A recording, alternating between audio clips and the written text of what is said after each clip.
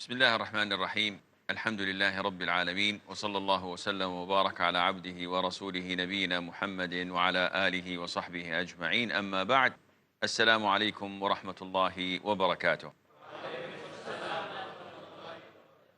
We're still studying the fiqh rule, the legal maxim, al-qa'ida al-fiqhiyya, which states that certainty is not removed by doubt.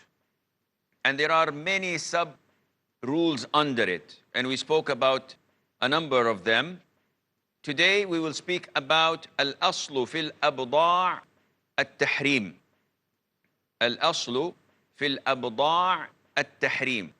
The default when it comes to sexual intercourse and what precedes or follows that, it is prohibited. So now we want to know about certainty. And where is the certainty and where is the doubt in this sub-rule? This rule deals with sexual intercourse. So is it permissible for a man just to have any relationship with any woman he wants? No, this is logical.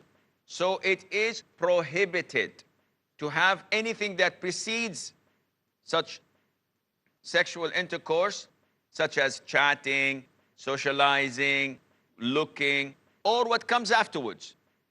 So if it's prohibited, then how can one make it halal? Simply as Allah stated in the Quran, that those who protect and preserve their private parts except from their wives and their right hand possession. So these are the only two legal ways to have such a relationship. Other than that, it is totally prohibited. How can I implement this in fiqh? Well, this is easy. For example, I'd like to marry someone from America. Halal or haram? You can't do that providing the conditions are fulfilled. You cannot have any relationship. We're talking about the halal relationship. So if she's Jew, Christian, or Muslim, and she's not related to you, then it's halal. Now, if I wanted to marry someone from my relatives, my cousins, my uncle's daughters, halal? It's halal. Unlike what the people think elsewhere, that marrying a cousin is prohibited. It's not in Islam. Huh? I get a lot of people asking me from America that a cousin is a brother. This is not in Islam. A cousin is a total stranger. That is why the Prophet ﷺ married his cousin, Zainab bin Jahsh. And that is why he gave his daughter to his cousin, Ali ibn Abi Talib. So this means in Islam, there is no problem in that. Now, when I proposed, a woman came and she said, I suckled you, I breastfed you, along with one of your uncle's 20 daughters. My uncle has 20 daughters. So I suckled you and I suckled one of these daughters. But I forgot which one. Okay, you forgot now. 19 are halal for me to get married, or two. And one is haram. What to do? Apply the rule, which says, al-aslu fil abda' at-tahrim. The default when it comes to sexual intercourse and whatever precedes or follows that is prohibition. So the whole 20 become haram for you to marry because you do not know which one. If you were told that one of the girls in a village suckled with you, again the village becomes haram for you. But if it becomes a city, if it becomes a country, if someone came to you and said, I suckled someone with you in America, were you crazy? 300 million will become haram? No, they say that this is too much. But if it is something that is limited, that can be quantified and measured, because of the other possibilities are available, then this becomes haram. So this is related to certainty, is not removed by doubt. Another rule they obtained from the main rule, certainty is not removed by doubt, is لا ينسب إلى ساكت قول ولكن السكوت في معرض الحاجة إلى البيان بيان. What does this translate to?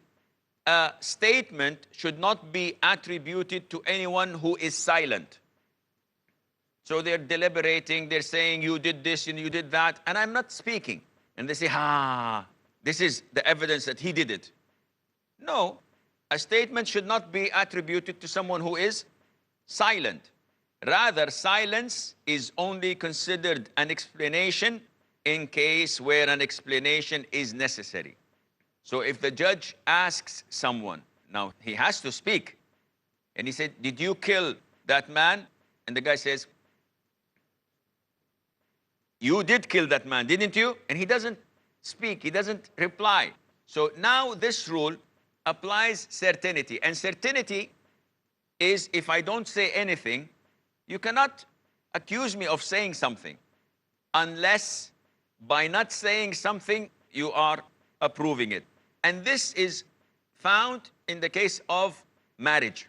We have something in the Sharia, yani women are either a virgin or not a virgin. Not a virgin is the one in Arabic known as thayyib. She is the one who was married before or was widowed.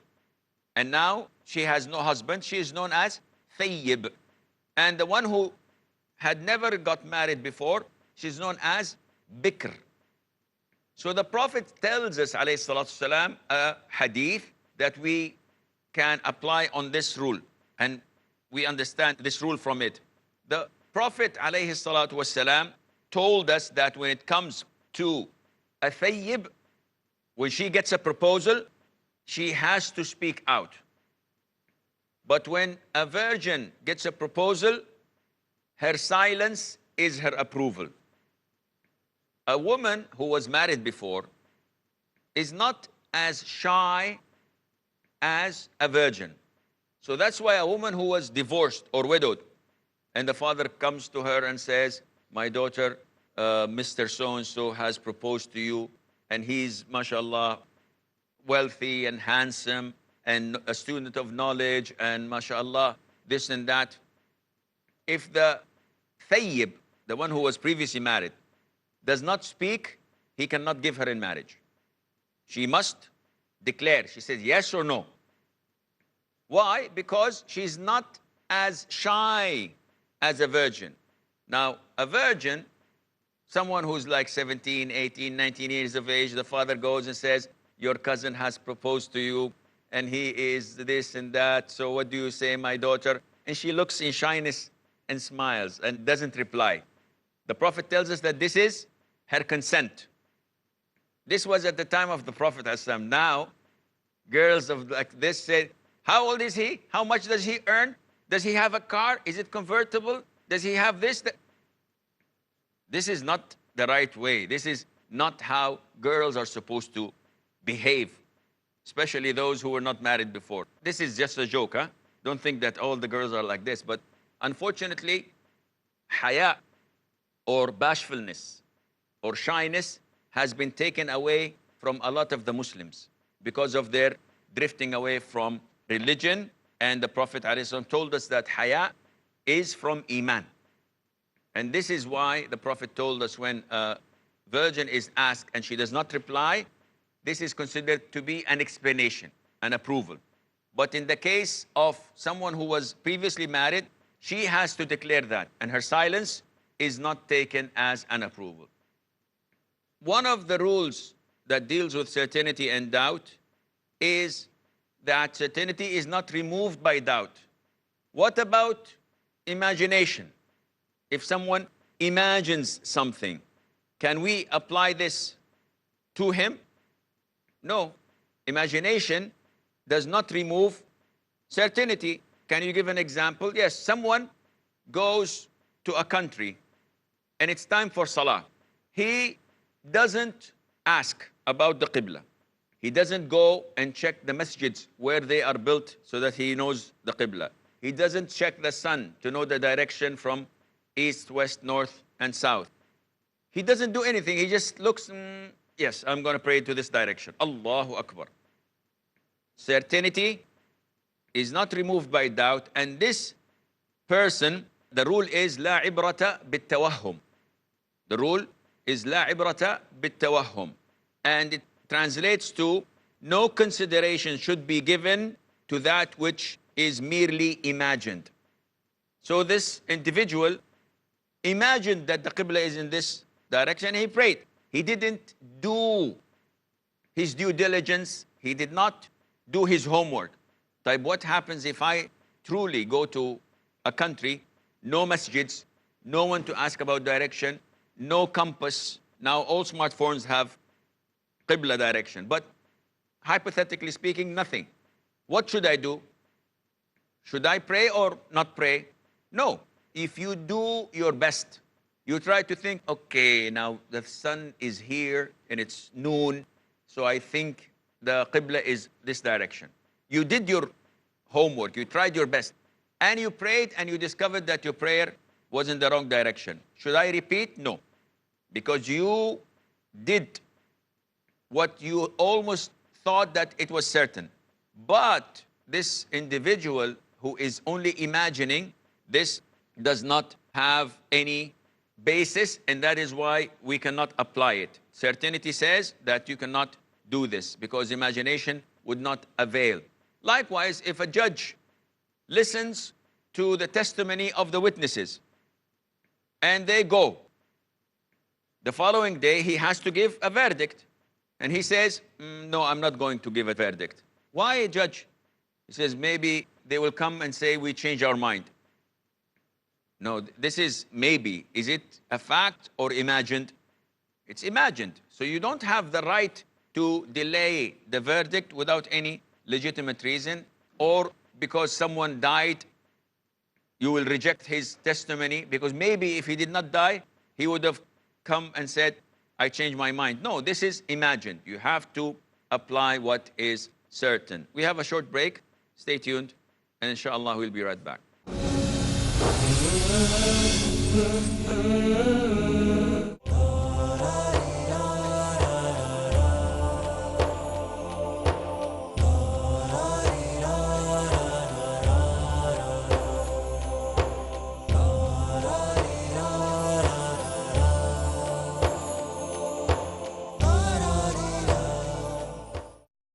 This is your brother Salim Al-Amiri. You're watching Peace TV, the solution for humanity. ولله الأسماء الحسنى فادعوه بها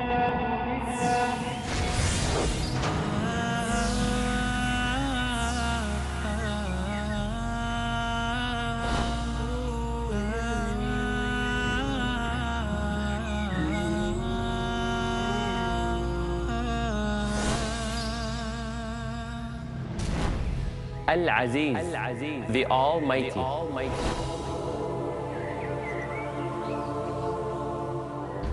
Al-Wadud, the All-Loving.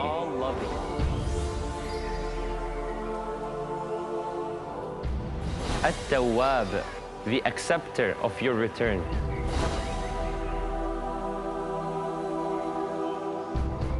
Al-Razzaq, the Provider.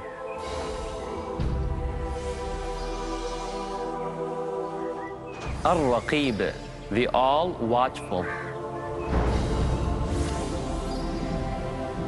وَلِلَّهِ الْأَسْمَاءُ الْحُسْنَى. To Allah belongs the beautiful names. فَادْعُوهُ بِهَا. So call Him upon them. To understand more of Allah's beautiful names, join me, your brother Majid Mahmood, on my new series about understanding Allah's beautiful names on Peace TV. الله لا إله إلا هو له الأسماء الحسنى. Don't miss the chance to comprehend the seamless explanation of Allah's beautiful names in Understanding Allah's Beautiful Names. Every Saturday at 8 p.m. and repeat telecast at 11:30 a.m. India on Peace TV. A man, a mission, a world-renowned orator on Islam and comparative religion, He dedicated more than 5 decades of his life for dawah. Ahmad Deedat. We Muslims believe that Jesus was the Christ. This book is an eternal book of guidance for you and for me, for the whole of mankind. It's a solution to the problems of mankind. The miracle is when you expect a man to be dead and he's alive. That's a miracle. Man with a Mission, today at 6 p.m. and repeat telecast at 9 a.m. India on Peace TV. Different people, one God. The Prophet ﷺ told us what is lawful is clear. Many beliefs united in humanity. Various prejudices, justice universal. And what is unlawful is clear. Let's overcome our shortcomings to attain peace. The Prophet ﷺ left everything well explained and manifest for all of us. Dr. Muhammad Saeed. Welcome to the Prophet Teaches. Let's learn about the message of God for mankind and its exemplary implementation as the Prophet Teaches. Next on Peace TV.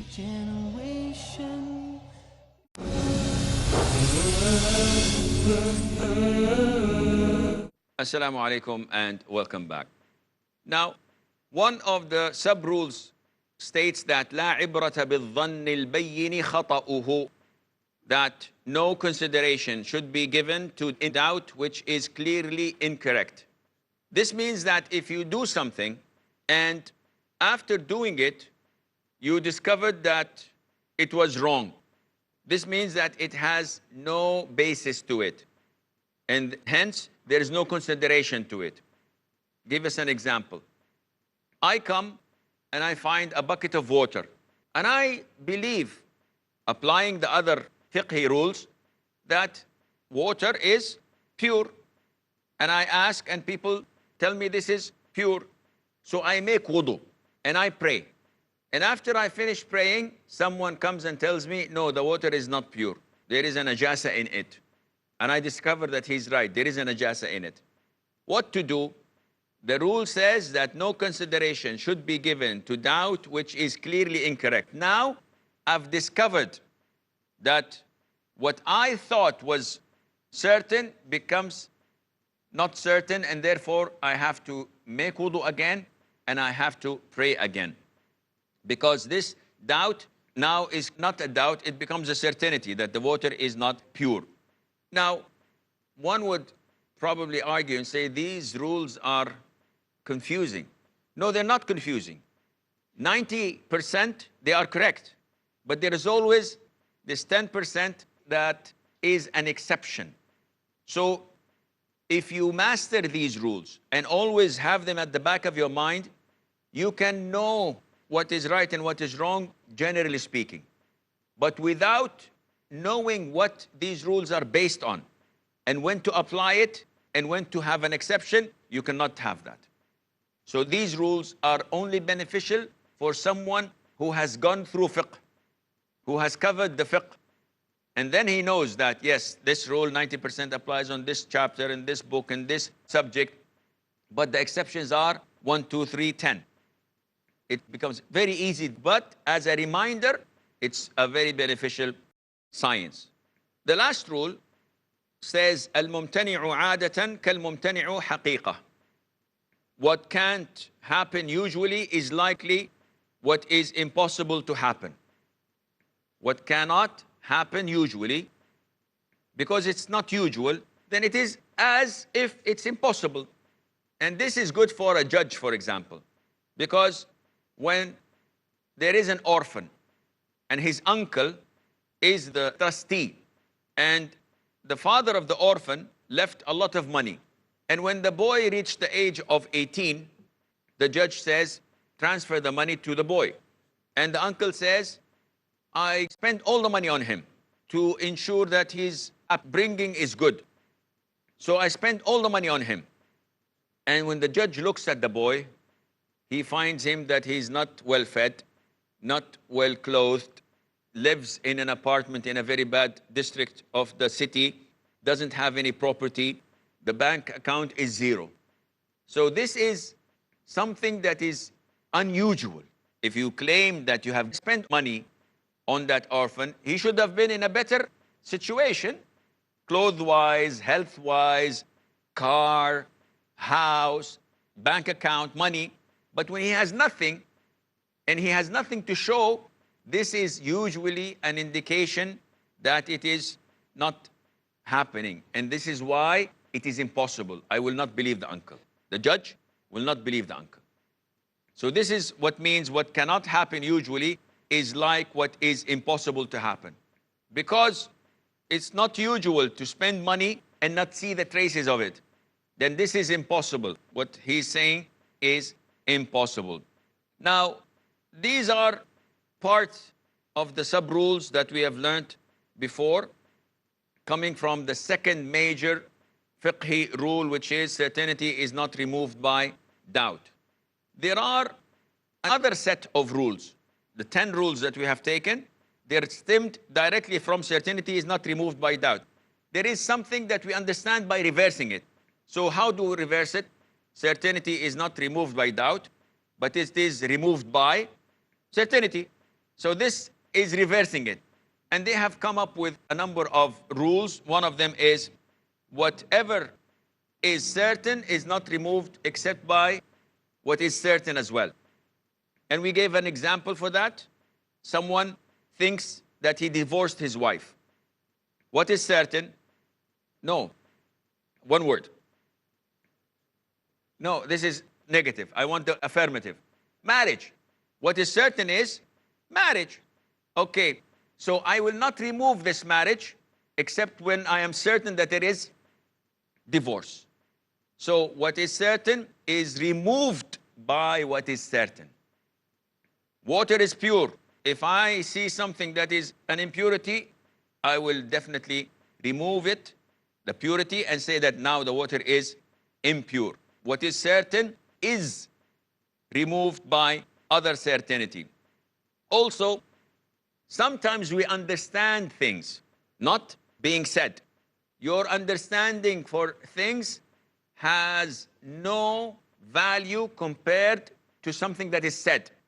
Example, I rent a car, and everyone understands that when you rent a car, you're allowed to take passengers. You will not rent a car for your own. I will have my friend, I will have my children. This is logical. Sometimes I rent a car and I put cargo in it, my bags, my stuff, to transport them from one place to the other. So this is understood. Everyone knows this. But if it is stated in the contract, or the man who is leasing me said, do not take any passengers except you, or do not transport any luggage with you, and I defy his orders and I go against them, do I have the right or not? They said no, because what is stated, what is said, is more stronger than what is understood. So this certainty, which is I can take whatever I want with me, is removed by another statement that takes this understanding out and tells you you are not allowed to do certain things, whether carrying passengers or carrying stuff. And finally, they say one of the rules that are understood by the reversing, they say that if something is coming out or stemming from evidence, then this issue is decisive when there is a probability. So because we have an evidence or something that is so strong, it allows us to cancel something that normally would be accepted. Example, if someone writes a gift, if I give a gift to my son, what's the ruling on that? It's halal, no problem. But if I give the gift on my dying bed to my son, they cancel it. Why? Because I am on my dying bed, this takes the ruling of a will.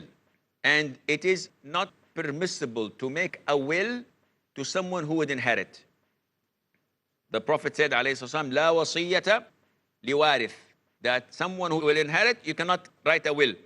So if I was in my health and I give my son a gift, no problem. But because there is this possibility, there is this chance that I am writing it because I'm on my dying bed and he's inheriting, the scholars would make this not permissible, because this certainty, which usually I can give gifts away, is cancelled by something that is probable, that is, I am giving a will. So by this we conclude, inshallah, the second major rule, which is certainty is not removed by doubt. And next time we meet, inshallah, we will talk about the third major rule. This is all the time we have. Until we meet next time, fi amanillah. Wassalamu alaikum wa rahmatullahi wa barakatuh.